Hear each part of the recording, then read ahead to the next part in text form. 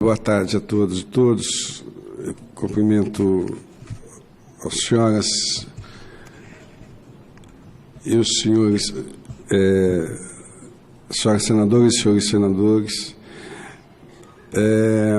Eu tenho muito respeito pelos senhores, porque eu vejo aqui, porque vocês representam todos os brasileiros, de todas as cidades, de todos os estados, de todas as classes sociais, que votaram com a esperança de uma vida melhor.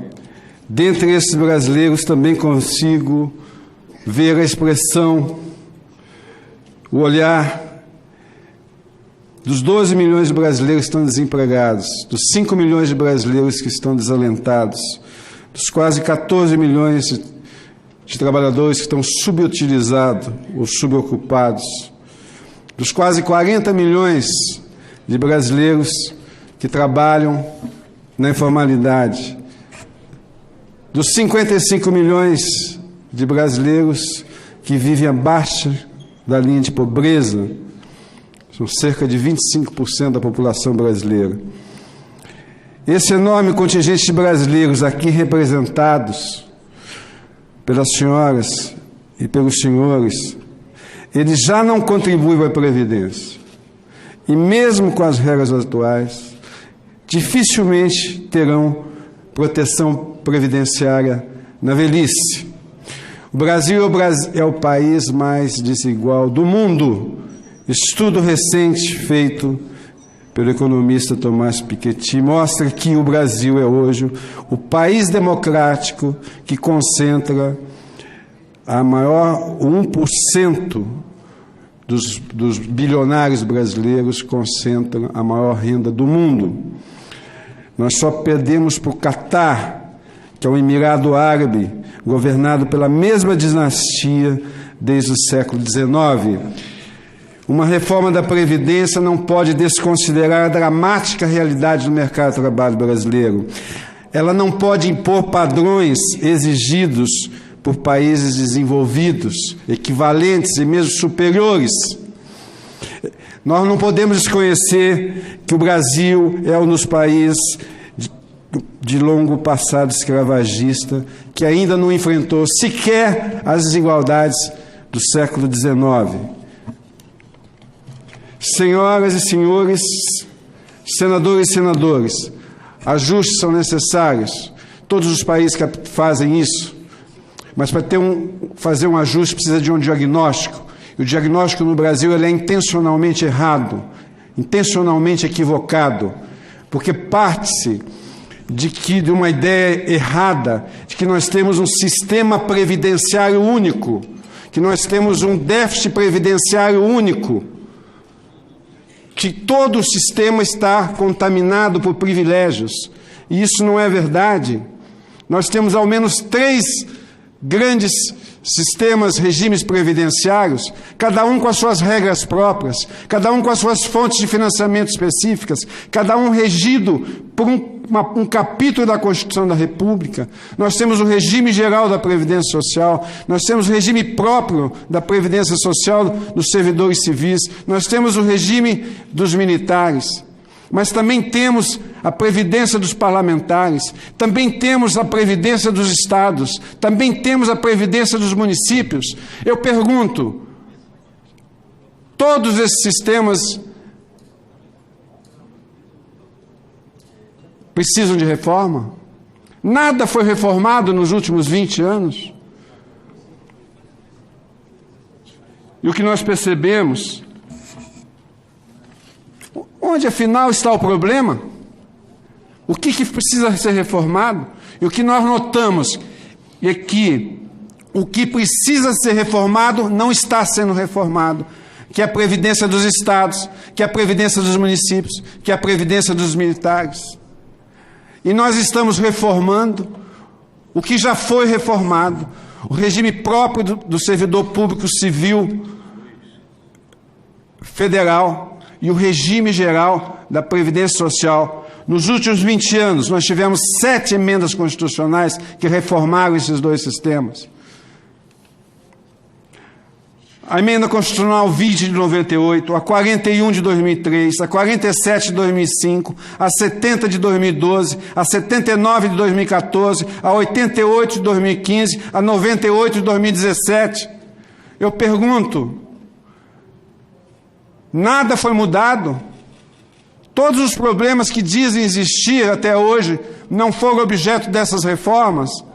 Por que não se considera que há 16 anos o servidor civil federal não tem paridade nem integralidade? Por que não se diz que desde 2012 o servidor público que entrar na carreira já tem um teto de R$ 5.800, que não vai existir Marajá em 2040, 2050, que o próprio governo federal mostra, seus dados do Ministério da Economia mostram que hoje o gasto do servidor público civil federal é em torno de 1,3% do PIB, mas em 2060 vai ser 0,3% do PIB. Por quê? Porque os novos servidores entram com teto e tem uma taxa de mortalidade dos servidores que entraram no período anterior. E também vai ser reformado o quê? Vai ser reformado o regime geral da Previdência Social, o INSS urbano, o INSS rural, o BPC. Pergunto para os senhores, INSS urbano, 53% ganha um salário mínimo, 21% ganha de 1 a 2 salários mínimos, 11% ganha de 2 a 3 salários mínimos, menos de 1% ganham o teto. INSS rural, 100% ganha o salário mínimo. Eu pergunto para os senhores, onde tem um privilegiado que ganha R$ 1.300 em média? O governo, senhores, ele quer ter um sistema justo e igualitário, buscar a equidade e justiça social.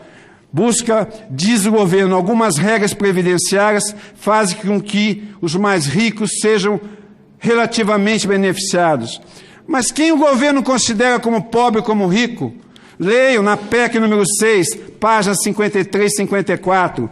Pobre é quem se aposenta por idade e ele ganha R$ 1.252. E os ricos, senhores, é quem se aposenta por tempo de contribuição. E os ricos ganham R$ 2.231. Esses são os pobres e os ricos, que o governo diz que quer buscar um sistema para combater esses privilégios. Eu pergunto aos senhores que fazem parte do governo, esse gráfico mostra o seguinte, a linha azul é a taxa de rendimento. A linha azul clarinha, poucas pessoas ganham mais de R$ 320 mil por mês.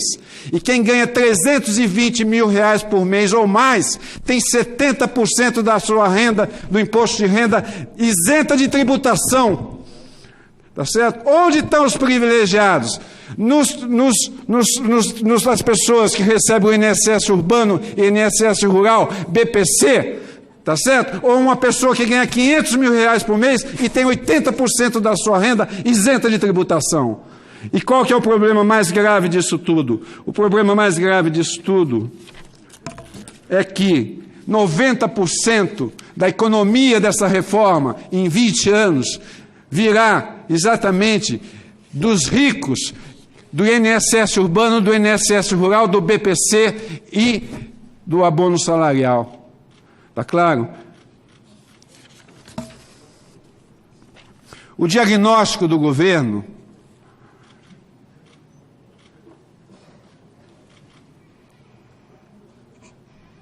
além de nós termos o diagnóstico incorreto, o governo procura impor a reforma por meio de falsas verdades. A Previdência Social brasileira, o Brasil é um dos poucos países do mundo que não exige idade mínima. Mentira! Vejam o artigo 47 do Decreto 22.872 de 1933. A idade mínima no Brasil foi instituída pelo Getúlio em 1933. Leiam o artigo 201 Parágrafo 7º da Constituição da República, está lá, para se aposentar tem que ter 65 anos de idade, 60 anos para a mulher e o rural menos tempo, mais 15 anos de contribuição. As regras do Brasil são generosas. 65, o senador já acabou, 65 anos de idade, homem, 60 anos mulher, foi introduzido em 1998 pela emenda constitucional número 20, tá certo? Naquela época, sequer Bélgica, Canadá, Espanha, França e Portugal exigiam 65 anos, eram 60 anos. Os Estados Unidos, em 1998, exigia 62 anos. Nós introduzimos 65 anos de idade para homem há mais de 20 anos atrás, quando sequer os países desenvolvidos apontavam essa idade. Tá certo? Agora, o professor Márcio falou, não sobrarão recursos para a saúde, para a assistência social e para a educação. A questão é a seguinte: o Brasil, com a Constituição de 88, tem um sistema que é compartilhado, é um federalismo compartilhado. A União gasta uma parte, estados e municípios gastam a maior parte. Tá certo? Os gastos com educação majoritariamente são feitos pelos estados e municípios. Os gastos com saúde majoritariamente são feitos pelos estados e municípios. Os gastos com assistência social majoritariamente são feitos pelos estados e municípios. Outro ponto, a Previdência gasta muito. A Previdência gasta muito, sim, senador Tasso Gereissati, mas ela tem receita. Ela tem receita própria. Ela gasta, o regime geral gasta 500, 600 bilhões, mas ela tem 500, 600 bilhões ou de contribuições que incidem sobre a folha de salário ou de contribuições sociais que são garantidas no artigo 195 da Constituição. Logo, se não tivesse as despesas da Previdência, também não teriam as receitas. Os gastos na Previdência são elevados na comparação internacional. Essa é uma outra questão, e esse dado que foi acabado de apresentar, que mostra que o Brasil gasta 12% do PIB num conjunto de países. Eu, sinceramente, eu tenho muitas dúvidas desse dado, tá certo? Porque eu não conheço nenhuma instituição internacional que faça esse tipo de dado, porque você tem que comparar coisas que são iguais. Eu não posso comparar banana com mexerica, tá certo? Eu pergunto para quem apresentou esse dado, para quem fez esse dado. Porque no caso do Brasil se coloca a Previdência Urbana, a Previdência Rural, o BPC, a aposentadoria dos estados, dos municípios, servidor público federal, militares, tá certo? Coloca tudo, tá certo? E como é que eles compatibilizam isso com os outros países?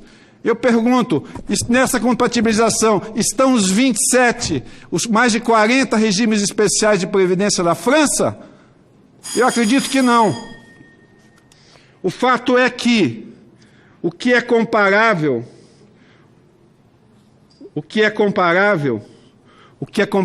os dados que são internacionalmente comparáveis estão ali, mostra que o Brasil não é um ponto fora da curva. Nós gastamos cerca de 7% do PIB, 7% do PIB, tá certo? Enquanto os países mais desenvolvidos, mais velhos, que esse é o regime geral, gastam entre 13% e 16% do PIB, tá certo? Nós gastamos muito porque a nossa cobertura é enorme. Cerca de 80%, 86% dos nossos idosos estão protegidos. Outros países, essa média é cerca de 25%. O gasto também a relação gasto-PIB deve levar em consideração não apenas a despesa, mas também o PIB. Porque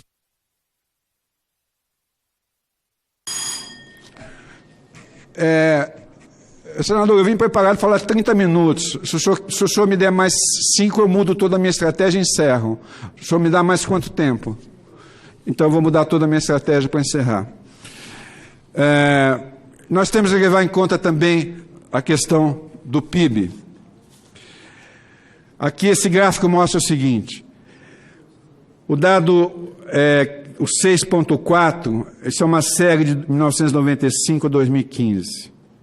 1995 a 2015. São os dados reais, o PIB, o gasto previdenciário real e o crescimento do PIB real, que foi, em média, 2,6% ao ano.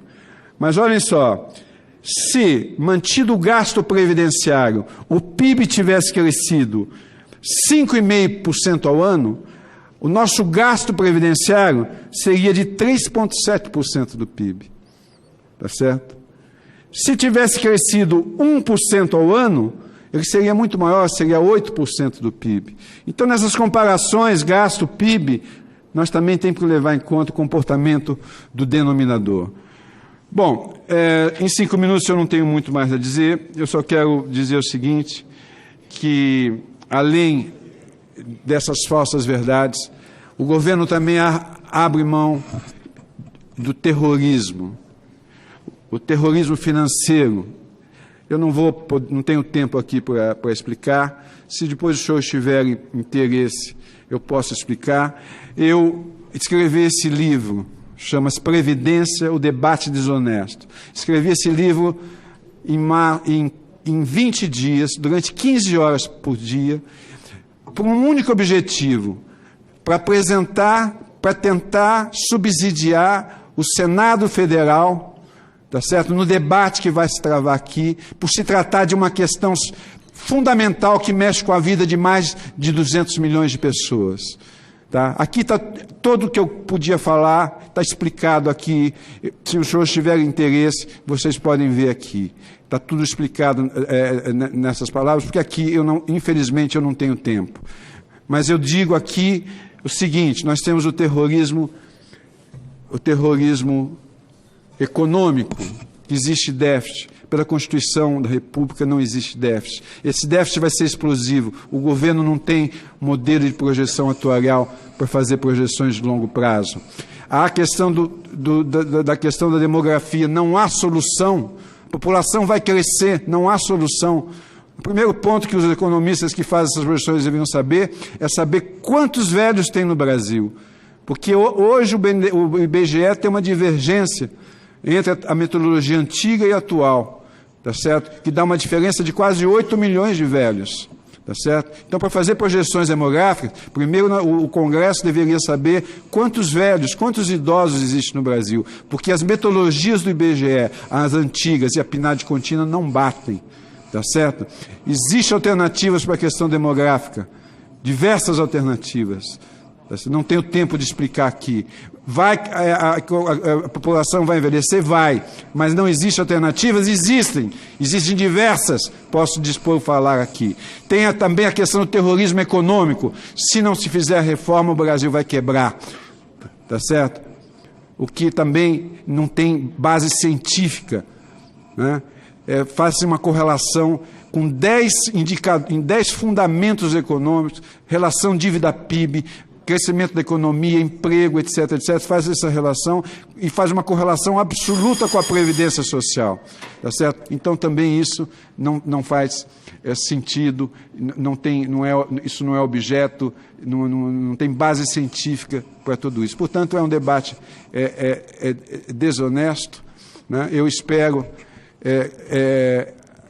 a proposta inicial do governo era uma proposta indecente, a PEC 06 era indecente. Felizmente, a Câmara dos Deputados retirou diversos pontos, tá certo? O senador Tasso Gereissati retirou alguns outros, mas o núcleo excludente dessa proposta, o núcleo da proposta que restou, ainda permanece excludente. Tá certo?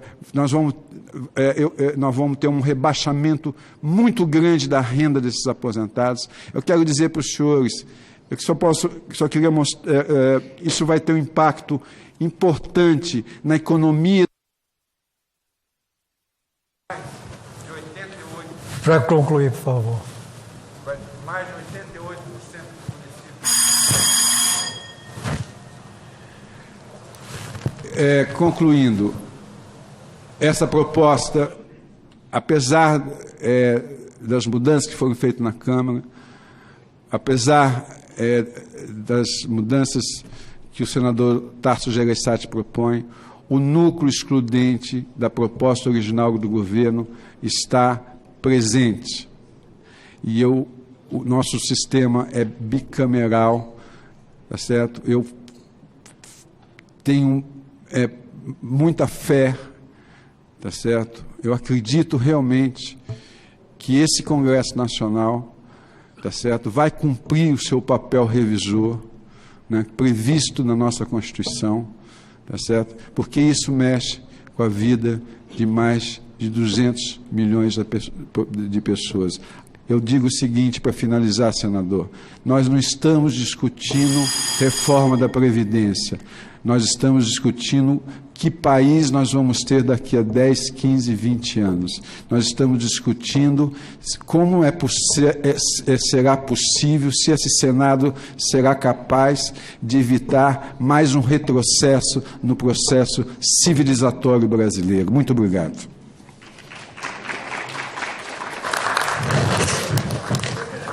Muito obrigado, professor Eduardo Fagnani. E agora, senador. Rapidamente, presidente, só uma